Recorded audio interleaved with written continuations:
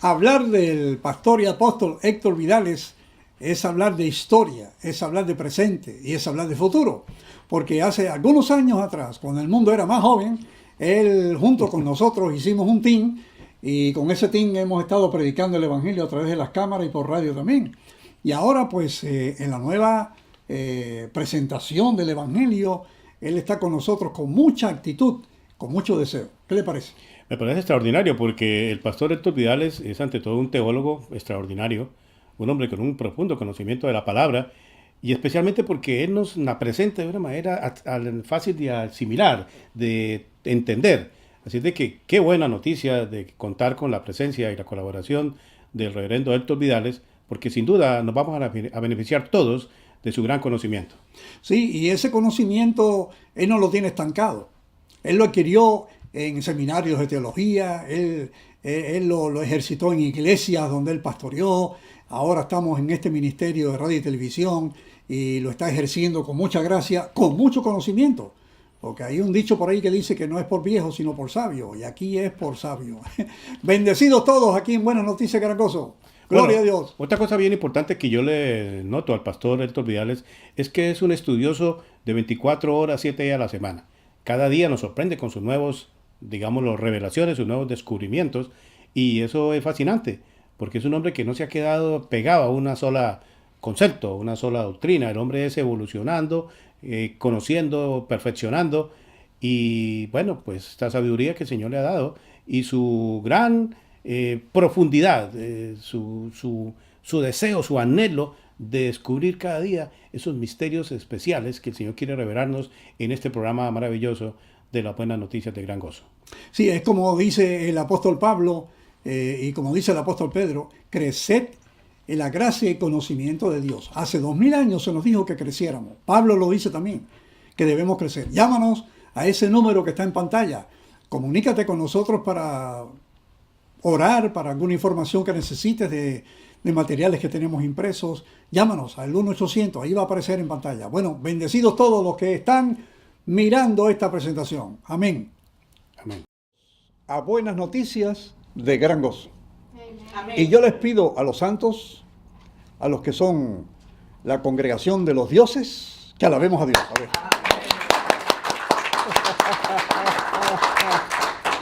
Saben ustedes, hermano, mire, yo los oigo cantar y yo canto con ustedes y yo observo. Y hoy Dios me llevó tan lejos que quiero compartirlo con ustedes.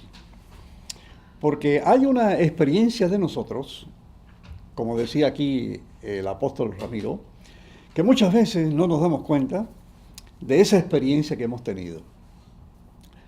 Y una vez escuché a alguien, y creo que fue aquí mismo, una persona que vive en San Diego, y esa persona con su esposo cree lo mismo que creemos nosotros.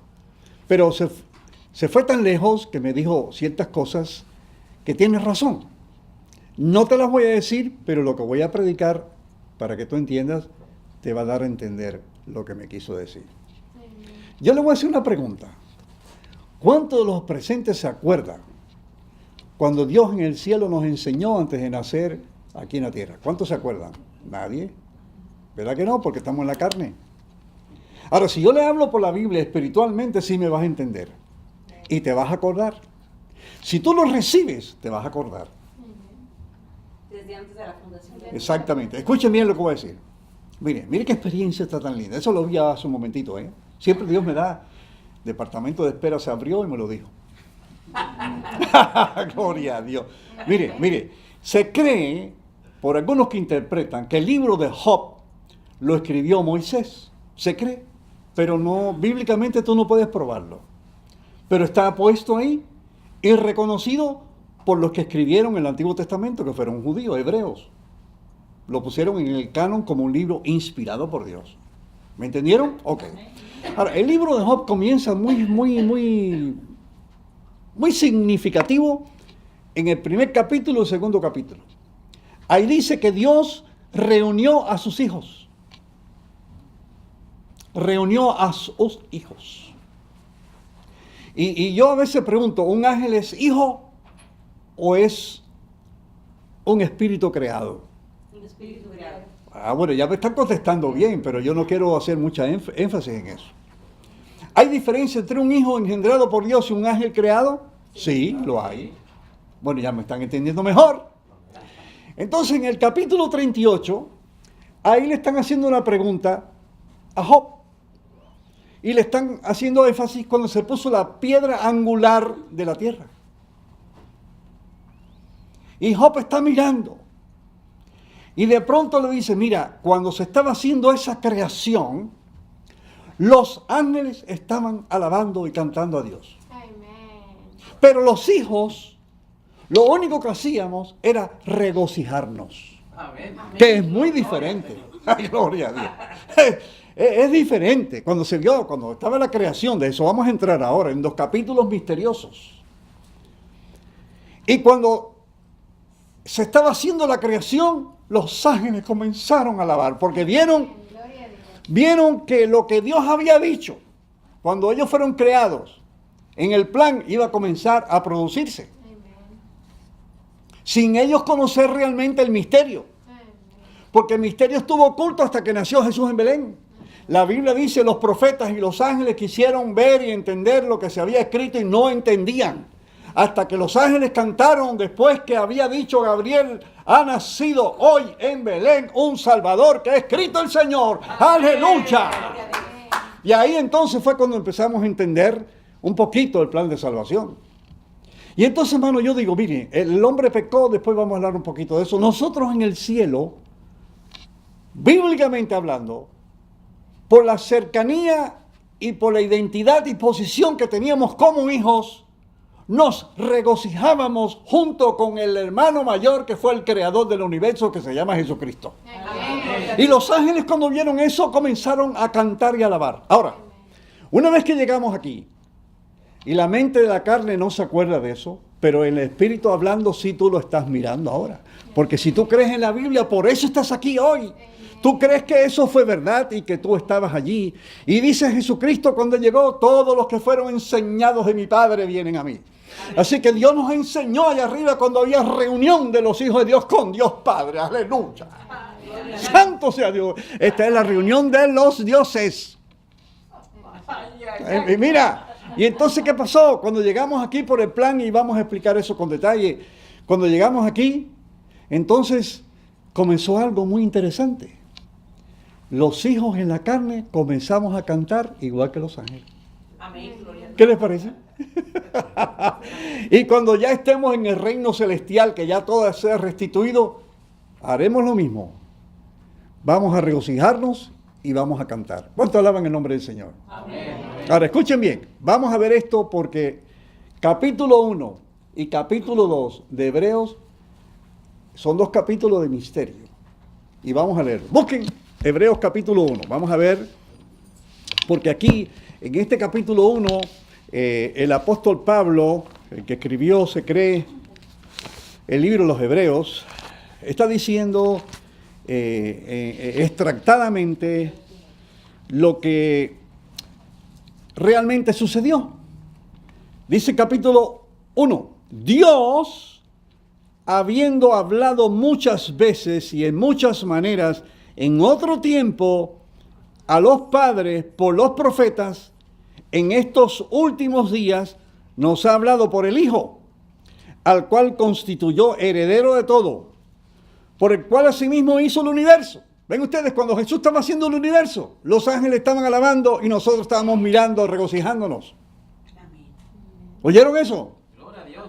Y entonces dice, el cual siendo el resplandor de su gloria, la misma imagen de su sustancia, y sustentando todas las cosas con la palabra de su potencia, habiendo hecho la purgación de nuestros pecados por sí mismo, se sentó a la diestra de la majestad en las alturas, donde había estado antes, hecho tanto más excelente que los ángeles, cuando alcanzó por herencia más excelente nombre que ellos. Porque ¿a cuál de los ángeles dijo Dios jamás, mi hijo eres tú? Hoy yo te he engendrado. Y otra vez, yo seré a él padre, y él me será a mí hijo. Y otra vez, cuando introduce al primogénito en la tierra, dice, y adórenle todos los ángeles de Dios. Lo introduce ¿dónde? En la tierra, porque era cuando estaba creando la tierra. Y cuando estaba creando la tierra, entonces se dieron cuenta que Dios está diciendo, adórenle. Adórenle, no es uno como ustedes, no es un ángel como ustedes. Aprendan eso, ¿ok? Y entonces dice, ciertamente, de los ángeles dice, el que hace a sus ángeles espíritus, los creó. Y a sus ministros llama de fuego. Ministros no dice que los creó. Mas al Hijo, tu trono, oh Dios, por siglo de siglo, vara de equidad, la vara de su reino. Y escuchen bien, has amado la justicia y aborrecido la maldad, por lo cual te ungió Dios, el Dios tuyo, con óleo de alegría, más que a quienes, a sus compañeros. O sea que ahora no está diciendo que los ángeles son compañeros. Está diciendo que hay compañeros que fueron ungidos. Pero el más ungido con alegría fue el que él engendró primero. Amén. Que le dijo, tu trono, oh Dios. ¿A cuál de ustedes yo dije, tú eres mi hijo? A ninguno. Tú eres. Pero ya habían compañeros también. Y esos somos los que fuimos allá. Aleluya. Regocijándonos cuando estaba haciendo la tierra. Ahora, pero fíjense, ahora vamos a estudiar por qué es que Dios ungió con alegría a su Hijo más que a todos nosotros. Recuerden que en el plan de salvación la Biblia dice que Cristo fue muerto desde antes de la fundación del mundo. O sea, en el plan que Dios tenía allí, y eso lo vamos a explicar, antes lo dijimos, pero lo vamos a decir con calma otro día, se le dio todo el plan a Jesús de lo que iba a suceder aquí en la tierra en la caída. Y por eso desde allá la justicia y la paz se besaron, dice el Salmo. ¿Estuvieron de acuerdo que sí? Amén. Miren, la Biblia dice en Hebreos 12, versículo 2, vamos a buscar el capítulo 12 de Hebreos para que vean. Aquí 12, versículo 2. ¿Ya lo tienen? Puesto los ojos en el autor y consumador de la fe, en Jesús, el cual, habiéndole sido propuesto gozo, sufrió la cruz, menospreciando la vergüenza, y sentóse a la diestra del trono de Dios. Cuando se le propuso gozo, sufrió la cruz. O sea que él, en el cielo, Dios dijo, mira lo que te va a suceder, pero no importa lo que sufras, vas a tener gozo por lo que va a suceder. Y esa es la alegría. Y vamos a continuar en lo que va a continuar, porque ya vino una etapa y bendecidos todos. Entre el hombre y Dios, mejor dicho, o dicho de la manera correcta, entre el hombre y Dios, enemistad. ¿Qué es el ministerio de la reconciliación? Que nosotros entendamos de que nosotros volvemos a tener amistad con Dios en el momento en que creemos en que la salvación de Cristo se da cuando mi pecado he llevado a la cruz y yo muero con Cristo y muere el pecado y renazco. ¿Por qué? Porque Jesús resucita. Cuando Jesús resucita y yo creo en esa muerte, en esa resurrección, yo recibo la reconciliación. Recibo la reconciliación. Y el ministerio de la reconciliación es precisamente decirle a la gente de que reconcíliate con Dios. A mí me encanta el versículo donde Jesús nos dice, yo no quiero que sean mis siervos, quiero que sean mis amigos. Porque precisamente lo que sucedía en el paraíso era que Jesús, Dios, caminaba en el huerto y hablaba con el hombre porque eran amigos. Los dos eran amigos. Ya voy a terminar. Ya voy a terminar. Eran amigos y caminaban juntos en el paraíso. Cuando usted reconoce a Jesucristo como su Salvador, como su Redentor, usted recibe la reconciliación. Y de eso se trata, que usted hable, que usted convenza, inclusive que le ruegue a la gente para que se reconcilie con Dios, para que sea de nuevo amigo de Dios. Porque eso fue lo que Dios hizo en la cruz con Cristo. Reconciliarse con el mundo, con nosotros, con el ser humano. ¿Usted se imagina lo que es para Dios el no tener a su hombre como su amigo? Cuando la máxima creación de Dios fue eso precisamente. Cuando Dios se reconcilia con el hombre, hay fiesta en el cielo. ¿Por qué? Porque es la gloria de Dios poder disfrutar de la amistad con el hombre. Y por eso pagó semejante precio tan alto de poner a su Hijo en la cruz, para que la justicia divina fuera un hecho. Y ahora poder decir: ven, abracémonos, seamos amigos, cenemos juntos. Nosotros, aunque seguimos estando en la carne y la naturaleza pecadora sigue estando en nosotros, nosotros ya estamos sentados en la gloria con Cristo en el cielo. Ya es un hecho. Y lo único que tenemos nosotros que hacer, porque recuerde que la fe es un regalo divino también. Nosotros lo único que tenemos que hacer ahora es predicar esa reconciliación. El ministerio de la reconciliación es eso: llevar el mensaje de que Dios quiere, que Dios te ruega que seas su amigo. Ahí dice: así que somos embajadores en nombre de Cristo, como si Dios rogase por medio de nosotros. Dios ruega por medio de nosotros, de que ustedes, que ya son reconciliados, le digan a otros que eso sucede cada vez que creen en Jesucristo, en su justicia. De eso se trata realmente la iglesia. La iglesia es el ministro de la reconciliación para que Dios pueda disfrutar de la amistad con el hombre.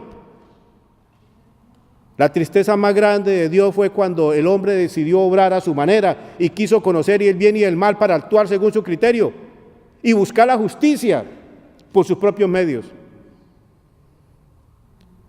Es más, al hombre le encanta eso, por eso le fascina la ley, porque la ley lo hace feliz a él y uno no se explica por qué. Porque precisamente yo debo ser como un niño, ser ingenuo, ser sencillo y humilde como era Adán antes de. En ese momento yo disfruto de la amistad con Dios y Dios disfruta de la amistad conmigo. Por eso Dios pone fe en mí, ¿sí? Dios espera de mí lo mejor, y es que me porte como un hijo inocente. Pero eso solamente yo lo vivo cuando reconozco que Cristo pagó el precio de mi pecado, del pecado de Adán, y de paso se llevó todos los demás pecados, pasados, presentes y futuros. Decíamos que qué bueno que están con nosotros, porque estamos compartiendo un tema muy importante. Hemos estado hablando acerca de gracia y acerca de la ley, dándole su lugar a cada quien, entendiendo el propósito de cada una de ellas. Y ese es el propósito también de Buenas Noticias: darte a conocer a Dios, darte a conocer las bondades de Jesús, darte a conocer que la gracia y la salvación fueron dados al hombre incondicionalmente. Y entonces, pero por otro lado, tenemos el conocimiento de la ley y la tensión que hay en la Biblia, principalmente en los libros del apóstol Pablo, acerca de la lucha contra la ley. ¿Por qué existe esa lucha? Ya lo hemos mencionado. En una de ellas es porque se aplica a la ley el pecado, en lugar de aplicarlo a lo que pasó en el Edén, al pecado de Adán. La misma Biblia dice que por un solo pecado fuimos a la condenación. Eso es señalando al pecado de Adán. Ahora entonces, la ley también, si nosotros la desconocemos o la tiráramos a la basura, también sería como que no la conociéramos. Hemos estado hablando de eso en capítulos anteriores. Una de las cosas que dijimos es: si tú quieres desechar la gracia y aumentar, por ejemplo, a la gracia las obras, es porque no conoces la gracia. Y si también quieres hacer eso, por otro lado, es porque no conoces la ley. O si quisieras tirar la ley a la basura, también es porque no conoces la ley, no conoces su propósito. Pero para poder entender el propósito de las dos, hay que entender el propósito de Dios. Una de las cosas por la que debemos de saber es la tensión. ¿Desde dónde viene esta tensión? ¿Por qué existe la situación que hablamos en el capítulo anterior, de que si seguimos la ley, entonces no podemos seguir la justicia? Porque la justicia, dice la palabra, no viene por la ley, la justicia viene por Cristo. Él te tuvo que dar su justicia, Él te justificó para poder pasarte por arriba de la ley. También estuvimos viendo que si tú, por ejemplo, quieres ir sin el Espíritu de Dios, no vas a ningún lado. ¿Y qué es lo que normalmente hacen? Se apoderan de la justicia de la ley o quieren agregarle la ley, pero el Espíritu no admite eso. El Espíritu lo único que quiere es entronizarnos a Cristo. ¿Por qué? Porque el que justifica no es la ley, el que justifica es Cristo. Entonces, si tú necesitas de la justicia de la ley, entonces necesitas a Cristo. Y eso es lo que vamos a desenvolver y a desarrollar en este capítulo. Cuando el hombre aceptó su justicia en lugar de la justicia de Dios, eso sucedió en el Edén. Estamos hablando de Génesis, capítulo 2 y capítulo 3.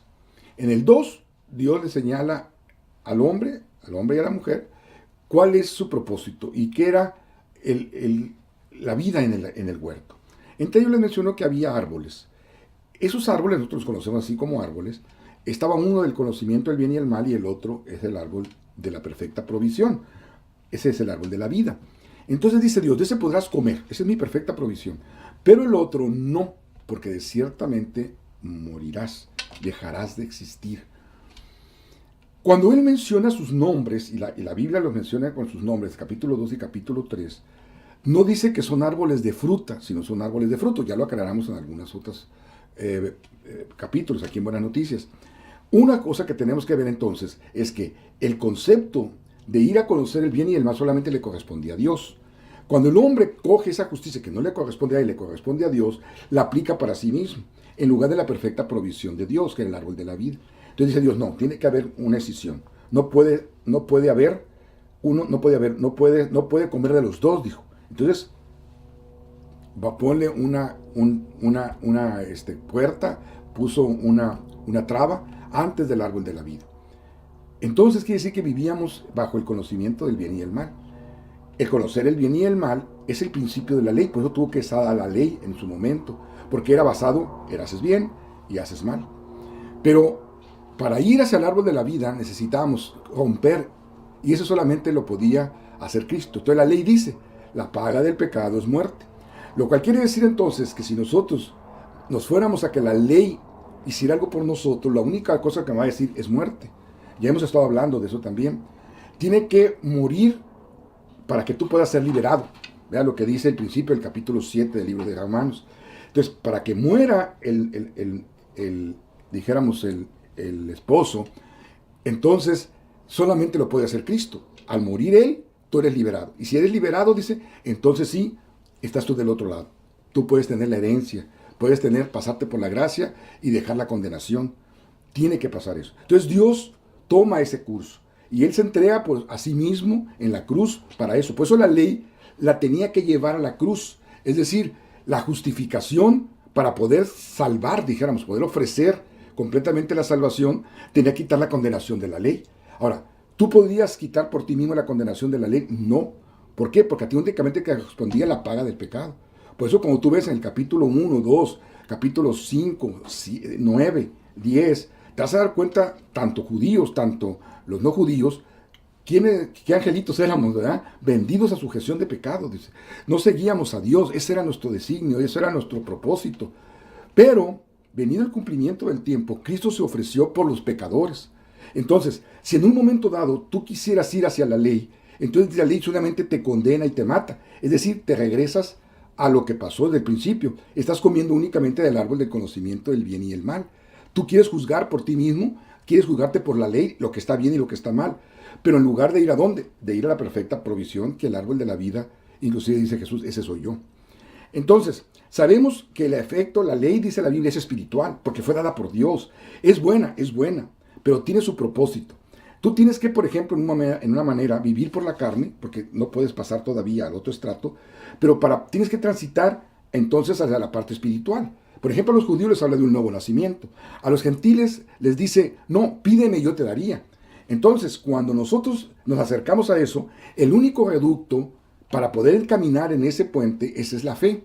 Ahora, la fe es dada por un don del Espíritu. Entonces, por lo tanto, tú necesitas ir al Espíritu para que te pueda dar, inclusive mostrar el don de la fe, con el cual tú sabes que recibes la gracia. Tienes la seguridad, dice la Biblia. El Espíritu de Dios, ya dijimos, le habla a nuestro espíritu de que somos hijos de Dios. Y si somos hijos de Dios, somos herederos y coherederos con Cristo. Ahora, si tú quisieras tener cualquier justicia de cualquier ley, entonces, ¿qué estarías haciendo? Quitarle el poder al Espíritu. Es decir, no aceptar el don del Espíritu. Entonces aceptas el don legal. Y aceptar el don legal, entonces te condena y te mata. Entonces vivirías bajo condenación en lugar de vivir por gracia. Por eso es que tenemos que tener mucho cuidado a cuál de los dos caminos y cuál de los dos propósitos es el que quieres seguir tú. Si tú quieres seguir bajo el influjo del pecado original, es decir, midiéndote por lo que está bien y por lo que está mal, entonces el Espíritu no trabaja. Hazte de cuenta que el novio o el esposo no ha muerto. Entonces la ley te sigue condenando. Y dice muy, muy clarito, si tú te quieres ir por la ley, entonces vivirás bajo la condenación de la ley, ¿verdad? Y entonces cita Deuteronomio el apóstol. En cambio, si tú quieres seguir por el Espíritu, tendrás los frutos del Espíritu, pero no nomás eso. Yo te dejo de tarea el capítulo 8 del libro de los Romanos, en el cual dice que ni lo que hagas ahora, ni lo que hagas mañana, pero si tienes el Espíritu, dice el capítulo 8 en sus primeros versículos. Entonces, si sigues la carta espiritual, Gálatas también, entonces te haces tu acreedor, es decir, tu seguridad, es decirte que ya eres pasado por la condenación de la ley, porque la ley entonces te das cuenta que quedó colgada ¿en dónde? ¿A dónde estaba Cristo? En un madero, lo que dice Colosenses. El acta de decretos que te era adversa, entonces ya quedó en la cruz. Entonces es necesario que tú manejes eso. En cualquier momento que tú te quisieras justificar por algo que no sea la parte espiritual, que no sea Cristo, que no sea, entonces no eres pasado por arriba, tú mismo te haces acreedor a la carga de la ley, y como dice el apóstol Pablo en Corintios, vivías quemándote, sin necesidad. ¿Por qué? Porque cuando vino Cristo ya trajo el boleto listo para ofrecértelo a ti, que era el boleto de la salvación desde antes de la fundación del mundo. Entonces Él te lo pone a tu disposición. Entonces dice, y te doy el Espíritu como hagas de la promesa, para que no te quede otra cosa más que decir, papito, aquí estoy. Entonces te das cuenta que ya has sido restituido. Y si has sido restituido, entonces eres heredero. Y si eres heredero, no eres cualquier heredero, eres coheredero con Cristo. Así es que es necesario que tú decidas, por el bien de ti, por el bien de tus hijos, por el bien de quien vas a proclamar el mensaje, cuál de los dos caminos. Conoces el propósito de uno y conoces el propósito del otro. Ninguno de los dos es para tirarse a la basura, sino hay que conocerlo. Porque cuando conoces a Dios y conoces a Cristo, a quien ha enviado, vas a tener la seguridad en quien has confiado. Y vas a tener también la manera de enseñar al Cristo crucificado, el Señor, el dador de la gracia. Que Dios te bendiga ricamente.